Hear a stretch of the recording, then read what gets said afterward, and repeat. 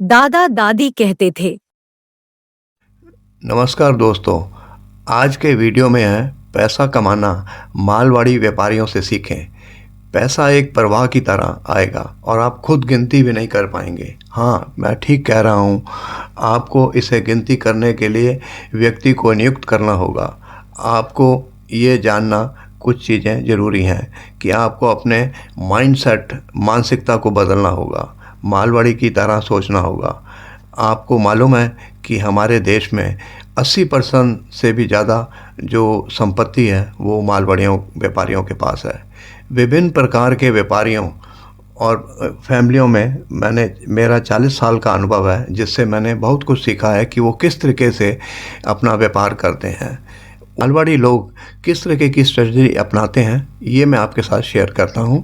इसमें पहली स्ट्रेटजी आती है, ये कभी भी कोई नौकरी करने के बारे में नहीं सोचते। हाँ, जॉब में गारंटी ज़रूर होती है। ये आपको जॉब करने वाला जो सा आदमी है वो कभी भूखा नहीं मरता, लेकिन वो कभी जॉब कर रहा है उसको वो ज़रूर अमीर कर देगा। और सेकंड इनकी स्ट्रेटजी होती है, बचपन से ही इन्हें अपने बच्चों को ये एनकरेज करते हैं, व्यापार करने के लिए एनकरेज करते हैं। और तीसरी स्ट्रेटजी ये है कि ये ऐसा बच्चों को सिखाते हैं कि आपकी भाषा बड़ी मीठी होनी चाहिए और जब भी आपने कुछ बोलना है मुस्कुराते हुए, हंसते हुए, आपके फेस के ऊपर स्माइल रहनी चाहिए और तभी आपने व्यापार सही ढंग से कर सकते हैं। इसके लिए मैं एक छोटा सा एग्जांपल देता हूँ। मैं एक शॉप में, हार्डवेयर की शॉप में खड़ा था और उस शॉप में एक लेडी कोई अपना सामान ले गई थी उनसे और वो वापस करने के लिए आई और उसने उस आदमी को, जो शॉपकीपर है, उसको इतना बुरा भला बोल रही कि आपने मेरे को गलत सामान दिया, मेरा ठीक नहीं था, ये नहीं था, बड़ा बोलती रही। और मैंने उसकी तरफ देख के हैरान रह गया। जो व्यापारी था वो कुछ नहीं बोल रहा और उसके फेस के ऊपर स्माइल थी और सुनता रहा और स्माइल करता रहा और सुनता रहा। जब वो लेडी चुप हो गई तब उसने कहा कि बहन जी, मैंने तो आपको ये आइटम के बारे में पहले ही बोला था कि ये आइटम सस्ता ज़रूर है लेकिन इसकी मेरी गारंटी नहीं है, लेकिन फिर भी आप कहती हैं तो मैं इसको वापस ले लेता हूँ, दूसरा दे देता हूँ। लेकिन आपको मैंने एक आइटम और दिखाया था जो थोड़ा सा महंगा था और उसकी मैं गारंटी भी दे रहा था, लेकिन आपने मना कर दिया। अब वो लेडी चुपचाप सुनती रही। सुनने के बाद उसने कहा ठीक है, आप मेरे को दूसरा वाला दे दीजिए, और एक्स्ट्रा पेमेंट दे के वो चली गई। थोड़ी देर बाद वो जैसी ही गई, मैंने उस व्यापारी से कहा कि यार बड़ी हैरानी की बात है, इतना कुछ आपको उसने बोला और फिर भी आपने एक जवाब नहीं दिया और आप हंसते रहे। कहता है यही तो हमें सिखाया जाता है व्यापार में कि हम जो सा था स्माइल देते रहेंगे, लोगों को अच्छी तरीके से बात करेंगे, मीठी सी ज़बान से बात करेंगे तो कभी भी हमारा कस्टमर जाएगा नहीं। और कहता है देखो मैंने कितना अच्छा किया, उसको महंगी चीज़ दे दी, उसमें मेरे को प्रॉफिट भी ज़्यादा हुआ। में एक और ख़ास बात होती है कि ये अपनी दोस्ती को अपने बिजनेस से नहीं जोड़ते। उदाहरण के लिए ये एक बड़ा अच्छा उदाहरण देते हैं कि घोड़ा घास से दोस्ती कर लेगा तो फिर खाएगा क्या। इसके लिए मेरे को बड़ी अच्छी एक चीज़ याद आई कि मैं एक्चुअल में कंसल्टेंट हूँ, टैक्स कंसल्टेंट हूँ। मैं अपने दोस्तों में, अपने परिवारों में जितने भी मेरे जान के लोग थे उनको मैं फ्री कंसल्टेंसी दिया करता था। मैं उनसे कभी कुछ चार्ज नहीं कर सकता अपने टैक्स कंसल्टेंसी में। कुछ टाइम के बाद मुझे पता चला कि मेरी धीरे धीरे जो प्रोफेशनल इनकम है वो कम होने लग गई। तो मैंने सोचा कि मेरा सबसे बड़ा कारण यही है कि मैं जो फ्री कंसल्टेंसी देता हूँ इसको मुझको नहीं देना चाहिए, क्योंकि इसमें मेरी वैल्यू भी नहीं उन लोगों को पता चलती और मेरे को पेमेंट भी नहीं, कुछ भी नहीं मिलती। मैंने लोगों को, अपने दोस्तों को, सबको मना कर दिया कि मैं मिनिमम फ़ीस लूँगा, चार्ज लूँगा। अब जैसे ही मैंने मना किया तो जो मेरे फ्रेंड्स थे वो मेरे में गलतियाँ ढूंढने लग गए और मेरे से धीरे धीरे उन्होंने दूरी बनानी शुरू कर दी। तो ये मैंने बड़ा अच्छा देखा कि ये लोग अपनी दोस्ती को कभी भी अपने व्यापार के साथ नहीं जोड़ते। कि पांचवी स्ट्रेटजी मैंने नोट करी, ये अपने बच्चों को शुरू से ही बिजनेस के बारे में एक एक उसका टेक्निक जो सी है, बिजनेस की टेक्निक, उसको बतलाते हैं। और अगर ये लंच भी कर रहे होंगे, डिनर भी कर रहे होंगे, तो हम जैसे लोगों के साथ, जैसे हम लोग अपने बच्चों के साथ बातें करते हैं उस तरीके से बात नहीं करेंगे। ये लोग अपनी बिजनेस से रिलेटेड अपने एक्सपीरियंस शेयर करते हैं, लंच टाइम में भी हो, डिनर टाइम में भी, एवरी टाइम इनके दिमाग में बिजनेस ही बिजनेस रहता है। और नेक्स्ट इसकी स्ट्रेटजी है कि ये पैसे के मूल्य, इसके बारे में, वैल्यू के बारे में अपने बच्चों को इतनी अच्छी जानकारी देते हैं कि किस तरीके से आपको सेव करना चाहिए, किस तरीके से आपको इन्वेस्ट करना चाहिए, और किस तरीके से पैसा आप इन्वेस्ट करेंगे तो आप कंपाउंडिंग से पैसा ज़्यादा से ज़्यादा कमा सकते हैं। और ख़रीदारी में भी आप कैसे ख़रीदें कि आपको प्रॉफिट ज़्यादा हुआ, क्योंकि बिज़नेस में मैंने इनसे देखा है कि ये कहते हैं कि मैक्सिमम जो प्रॉफिट हमारा होता है ना, ये हमारा परचेज़ से होता है। परचेजेस हम जितनी ज़्यादा हम लोग बार्गेन करके कम रेट पे करेंगे उतना ही हमें प्रॉफिट ज़्यादा होता है। इनका सिस्टम मेन अमेज़ॉन जैसा ही होता है। अमेज़ॉन जैसा है, अगर वो बड़े बड़े व्यापारी जो से ये अपना परचेज़ जो करते हैं, ये मैन्युफैक्चरर से परचेज़ करेंगे या ऐसे व्यापारियों से करेंगे जहाँ से उनको कम रेट के ऊपर उनको माल मिल सके। उसके बाद वो उसके ऊपर 10% से 10% छोड़िए 10 गुना तक वो प्रॉफिट कमाते हैं अमेज़ॉन जो से हैं। इनका भी दिमाग में यही होता है कि हमने परचेज़ करनी है तो लिमिटेड ऐसे बार्गेन से परचेज़ करनी है जिससे कि हम मैक्सिमम से मैक्सिमम प्रॉफिट कमा सकें। ये व्यापारी छोटी से छोटी चीज़ में भी बिज़नेस ढूंढते हैं और हमेशा कोशिश करते हैं कि जो इनका कस्टमर है वो उसमें ट्रस्ट क्रिएट करें, वो उनके ऊपर ट्रस्ट क्रिएट करें कि जो भी वो चीज़ आइटम दे रहे हैं उनको नाप तोल के बिल्कुल सही दे रहे हैं, ज़रा सा भी कम नहीं उनको दे रहे हैं। जैसे प्रोविजनल स्टोर में मैंने बड़ी अच्छी चीज़ देखी उनको, उससे मान लीजिए कोई मैं लेने के लिए गया हूँ तो मैंने उसको कहा कि मेरे को 1 किलो चीनी दे दीजिए। वो चीनी जो सा है उसको मालूम है कि 1 किलो कितने की होती है, लेकिन फिर भी वो जान के 700-800 ग्राम तोल के उसमें वेट कर डालेगा और फिर थोड़ा करके और डालेगा उसमें। तो देखने में बड़ा अच्छा लगता है। जो ख़रीदने वाला है देखो जी और डाल रहा है और जब पूरा 1 किलो हो जाएगा उसके बाद 1 मुट्ठी और बीच में डाल देगा। तो जो ख़रीदने वाला है वो बड़ा खुश होता है, देखो हमें इसने ज़्यादा दिया है। मैंने उससे एक व्यापारी से पूछा, मैं कहा यार आप लोग तोलते हो बार कितना टाइम लगाते हो, आप पैकेट बना के क्यों नहीं रख लेते 1-1 केजी के? कहता है जी बना के रखे हुए हैं हमने, लेकिन हम लोग जब रश होता है तब हम वो दे देते हैं। लेकिन जैसे आप जैसे आए हो, हमारे जान के लोग आए, तब उनको जान के उनको वेट करके देते हैं, तोल के देते हैं, जिससे कि उन लोगों को हमारे पर विश्वास रहे कि जो हम आपको दे रहे हैं वो आइटम बिल्कुल सही दे रहे हैं और आपका वेट भी उसमें कम नहीं आ रहा। मेरे को बड़ी अच्छी बात लगी। देखो कितना अच्छा काम है इनका कि लोगों में ट्रस्ट कैसे क्रिएट होता है इन लोगों का। दूसरी तरफ एक ऐसे व्यापारी भी होते हैं, मान लीजिए मैं उससे यही शुगर लेने के लिए गया हूँ, चीनी लेने के लिए गया हूँ, तो वो उसमें डालेंगे तोलेंगे इंसान और ज़्यादा होगा उसमें धीरे करके 1-1 मुट्ठी निकालना शुरू कर देंगे। तो जो ख़रीदने वाला है उसको बड़ा अजीब सा फील होता है कि यार इसने तोल रखा डाला था और उसमें से थोड़ा सा निकालता जा रहा है। जो भी आप लेने जाओगे उसमें से बड़ा अजीब सा उसको फील होगा कि देखो जी जो हमें चीज़ दे रहा था उसमें निकाल रहा है, अच्छा नहीं लगता हम लोगों को। और लास्ट में भी जब 1 केजी पूरा हो जाएगा, ये नहीं कि थोड़ा सा कुछ एक्स्ट्रा डालेगा, वो पूरा एकदम 100% वैसा ही उसका वेट होगा। तो मैंने ये देखा कि ये व्यापारी जो से हैं, ये मारवाड़ी व्यापारी इस मामले में बड़े परफेक्ट हैं कि अपना ट्रस्ट क्रिएट करने के लिए तो सही ढंग से तोलते हैं और थोड़ा सा आपको ज़्यादा देते हैं जिससे कि आपको अच्छा लगे इससे। अगर अभी तक आपको ये वीडियो पसंद आ रहा है तो कृपया वीडियो को लाइक और सब्सक्राइब करना ना भूलें ताकि आप समय पर न्यू नोटिफिकेशन प्राप्त कर सकें। कृपया सही जानकारी के लिए वीडियो को अंत तक देखें। अच्छा, अब इसमें 8वां पॉइंट जो स्ट्रेटजी इनकी आती है, कोई भी छोटा बिजनेस करने में कभी ये हिचकिचाते नहीं हैं। ये नहीं कि छोटी सी मेरे को पान की दुकान खोल ली मैंने या छोटे से पंसारी की दुकान खोल ली है तो उसमें हिचकिचाते नहीं हैं। इन्होंने बिज़नेस करना है और हर जगह से प्रॉफिट कमाना है। 9th पॉइंट इनका जो है, मैंने इसका जो नोट किया स्ट्रेटजी का, वह अपने बच्चों को कभी भी ये नहीं शो करने देते कि ऐसा है बुढ़ापे में तुम ही हमारे सहारे होगे। वो अपना बिज़नेस अलग करेंगे, बच्चों के लिए और अपना बिज़नेस सेट करेंगे और बच्चों को कभी भी अपने ये रिटायरमेंट प्लान नहीं शो करते कि आप हमारे रिटायरमेंट प्लान हो, आप हम बूढ़े हो जाएंगे तो आप ही हमारी मदद करेंगे। ये इनकी बड़ी अच्छी बात है कि बच्चों के ऊपर किसी के ऊपर भी ये निर्भर नहीं रहते। जैसे बचपन में हम लोगों को सिखाया जाता है जितनी चादर हो उतना ही पैर पसारना चाहिए, मतलब कि अगर हमारे एक्सपेंसेस जितने हैं हमारी इनकम के मुताबिक ही हमारे एक्सपेंसेस होने चाहिए। लेकिन इन लोगों की स्ट्रेटजी ऐसी नहीं है।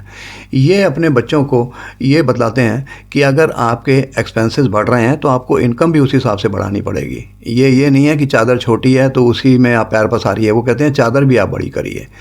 ये बड़ा अच्छा इनका सिस्टम है इन लोगों का।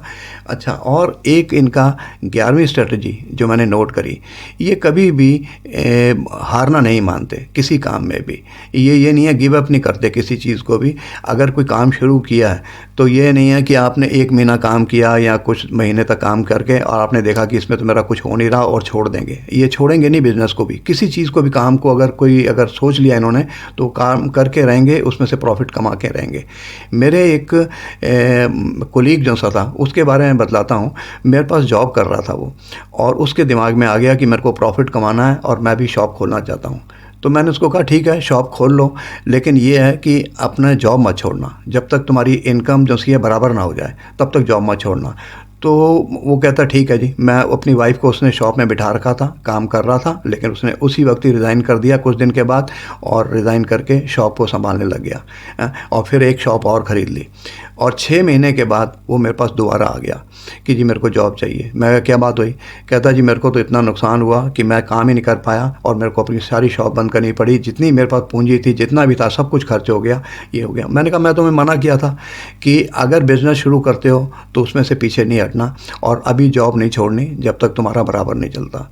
तो इन लोगों में ये चीज़ बहुत है, ये लोग अगर कोई काम शुरू करते हैं तो उससे कभी भी पीछे नहीं हटते, कभी भी गिव अप नहीं होते। यही इनका बहुत बड़ी इनकी स्ट्रेटजी है इन लोगों की। 12वीं स्ट्रेटजी जो मैंने नोट करी, इनको बचपन से ही समय की कीमत को समझाया जाता है कि समय ही सबसे ज़्यादा कीमती है, और ये समय जो निकल गया ये वापस नहीं आएगा।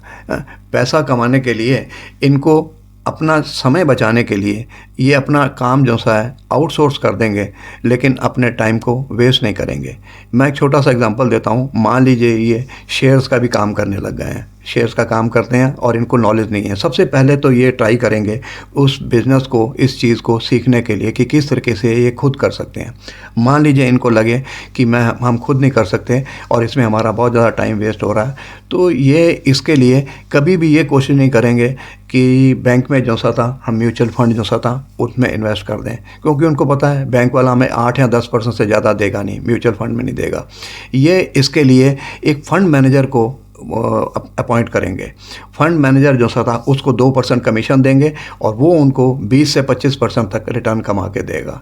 ये अपने छोटे से टाइम के लिए टाइम की बचत करते हैं, और साथ में उनको पता है कि इसमें हमारा जो हम टाइम बचा रहे हैं मैक्सिमम से मैक्सिमम हमें प्रॉफिट होना चाहिए, और चाहे अगर उसको काम नहीं आ रहा तो अपना टाइम बचाने के लिए आउटसोर्स करने के लिए भी शर्माते नहीं हैं। अगली स्ट्रेटजी जो मैंने नोट करी, ये अपनी पर्सनल एसेट्स खरीदने के लिए कभी भी बैंक से लोन नहीं लेंगे। लेकिन अगर इन्होंने यही कोई एसेट्स अपने बिजनेस के पर्पस के लिए ख़रीदनी हो तो एकदम उसके लिए बैंक से लोन लेंगे, क्योंकि इनको मालूम है कि जो हम लोन ले रहे हैं उसका इंटरेस्ट जो सा है वो भी वो क्लेम कर सकते हैं टैक्स में, और इसके ऊपर जो डेप्रिसिएशन है वो भी क्लेम कर सकते हैं। और ये अपना पैसा जो है वो लगाएंगे ऐसी जगह, रिटर्न के लिए ऐसी लगाएंगे जहाँ पे उनको कंपाउंडिंग रेट ऑफ इंटरेस्ट से उनको पैसा मिले। अपना पैसा तो हमेशा ये पैसा कमाने के लिए लगाते हैं, लेकिन अगर मान लीजिए इन्होंने कोई एसेट्स बिजनेस के लिए ख़रीदनी हो तभी ये उसके लिए लोन लेते हैं, वैसे लोन नहीं लेते हैं। कि एक स्ट्रेटजी मेरे को बड़ी अच्छी लगी। ये कहते हैं पैसा कमाना इतना मुश्किल नहीं है, लेकिन पैसे को संभालना सबसे ज़्यादा मुश्किल है। ये अपने बच्चों को अपनी कमाई हुई संपत्ति जो सी है उसको मेंटेन करना, उसको रखना, रख रखाव, ये बहुत अच्छे तरीके से सिखाते हैं। कहते हैं कि अगर मान लीजिए कमाई हुई प्रॉपर्टी आप सही ढंग से उसको सही इस्तेमाल ना कर सकें तो सारा आपका जो कमाई है सारी ख़त्म हो जाएगी। इसके लिए बड़ा अच्छा इनका एग्जांपल है कि जैसे लॉटरी में लोग कई बार जीत जाते हैं और उनको एकदम अचानक इतना सारा पैसा मिल जाता है, और ज़्यादातर हमने देखा है लॉटरी जीतने वालों के पैसा सारा बर्बाद हो जाता है। एक हमारे सामने उदाहरण जो सा था कौन बनेगा करोड़पति में, एक बिहार के लड़के ने 6 करोड़ रुपया जीतने के बाद, और मेरे ख्याल शायद टाइम लगा नहीं होगा, 1 या 2 साल में सारा पैसा उसका ख़त्म हो गया। और ये सबसे अच्छा उदाहरण है कि आपको पैसा कमा के उसको बचाना और संभालना भी आना चाहिए। ये जो अपने बच्चों को इन चीज़ों के बारे में सिखाते हैं ये बहुत अच्छा सिखा रहे हैं। अच्छा, एक 15वीं जो सी है इनकी स्ट्रेटजी वो बड़ी अच्छी है कि ये कहते हैं कि लग्जरी आइटम जो सा है जो ख़रीदना है अपने अपने लिए लग्जरी आइटम घर के लिए, वो हम बाद में ख़रीदेंगे। पहले हमने जो भी ख़रीदना है अपने बिजनेस के लिए ख़रीदना है, पहले प्रॉफिट कमाएंगे, अगर प्रॉफिट हुआ तो प्रॉफिट में से ही हम लग्जरी आइटम ख़रीदेंगे। इसके लिए मैं एक छोटा सा एग्जांपल देता हूँ स्टोरी के साथ। एक ये कहानी जो मैं आपको बता रहा हूँ ये बिज़नेस में डिसिप्लिन मेंटेन करने की है। इसमें एक सब्जी का व्यापारी जिसका सिस्टम था कि रोज़ वो 50 रुपए की सब्ज़ी ख़रीदता था और उसको 100 रुपये में बेचता था, और डेली जो सा था उसमें 50 रुपये अपने घर के खर्चे लेके निकाल लेता था। 50 रुपीज़ वो आगे के लिए नेक्स्ट डे के लिए सब्ज़ी ख़रीदने के लिए रखता था। लेकिन चांस की बात है कि एक दिन उसकी वाइफ ने उसको कहा कि मुझे मिठाई खानी है, तो उसके पास घर का खर्चा तो ख़त्म हो गया था, उसने 5 रुपये की मिठाई लेके आ गया और अब रह गया इसके बाद बाकी बैलेंस बच गया 45 रुपीज़, 45 रुपये। नेक्स्ट डे उसने 45 रुपये की सब्ज़ी खरीदी तो 90 रुपये में बिकी। 90 रुपये में से 50 रुपये अपना घर का खर्चा निकाल लिया, अब उसके पास 40 रुपये बचे। इसी तरीके से धीरे धीरे उसके पास कम होते गए पैसे। अब 40 रुपये की सब्ज़ी खरीदेगा तो 80 रुपये में बिकेगी, उसमें से 50 रुपये का घर का खर्चा निकालेगा तो 30 रुपये रह जाएगी। अब उसको फ़िक्र लग गया कि अगर मैं 30 रुपये की अब सब्ज़ी खरीदूंगा तो 60 रुपये में बिकेगी और 50 रुपये का खर्चा निकल के तो मेरे पास सिर्फ 10 रुपये ही रह जाएंगे। तो उसके लिए उसने अपने फादर से सजेशन लिया कि इसके लिए मैं अब क्या करूं। ऐसा परेशान हुआ ये मोहन कि अपने फादर के पास उसको जाना पड़ा। फादर जो से हैं पुराने बिजनेसमैन, उनको सब पता था कि किस तरीके से ऐसे अगर कोई समस्या आ जाए तो कैसे उसे निपटा जाता है। उसने उसको बड़ा अच्छा तरीका बताया। कहता है अपनी फैमिली में बदलाव कि हम अपनी लक्ष्मी जी को पूजा करेंगे और उनको खुश करने के लिए आज के दिन हम व्रत रखेंगे। उसको बड़ा अच्छा सुझाव लगा, उसने फैमिली में बोल दिया और उस दिन उनका व्रत हो गया। व्रत होने से ये है कि उनके पैसे बच गए और 30 रुपये जो थे 30 रुपीज़ की वो नेक्स्ट डे सब्ज़ी लेके आया। हाँ जी, और 60 रुपये की बिकी। 60 रुपये का व्रत होने की वजह से कोई खर्चा नहीं हुआ। खर्चा नहीं हुआ तो अगले दिन जो सा था 60 रुपये की जब उसने सब्ज़ी खरीदी तो 120 रुपये की बिकी, उसमें से 50 रुपये निकल गए तो 70 रुपीज़ बचे। नेक्स्ट डे जो सा 70 की उसने परचेज़ करा तो 140 रुपये जो से थे उसके पास बिक्री हुई, और इसी तरीके से 50 रुपये निकल के 90 रुपीज़ बचा। हर दिन उसके पास इसी तरीके से इनकम इंक्रीज़ होती गई। असल ज़िंदगी में भी अपनी इच्छाओं को मारना ही एक बिजनेस की कला है। अगर हम कुछ समय के लिए अपनी इच्छाओं को निरंतर में कर लें तो आगे की ज़िंदगी बेहतर हो सकती है। आप भी मालवाड़ियों की तरह ढेर सारा पैसा कमा सकते हैं। बस आपको अपने दिमाग को मालवाड़ियों जैसा आपका प्रोग्रामिंग सेट करनी पड़ेगी, माइंडसेट उनको उसी तरीके से करना पड़ेगा, तो आप भी इतना ही पैसे कमा सकते हैं। ये कुछ नियम, कुछ सिद्धांत थे, ये उनके रूल रेगुलेशन थे। अगर आप भी इनका पालन करें तो आपके पास भी इतना पैसा आएगा कि आप रोक भी नहीं सकेंगे। उम्मीद से भी ज़्यादा आपके पास पैसा आएगा। उम्मीद करता हूँ कि आपको ये वीडियो पसंद आया होगा। कृपया वीडियो को लाइक और सब्सक्राइब करना ना भूलें। थैंक यू, बहुत बहुत धन्यवाद।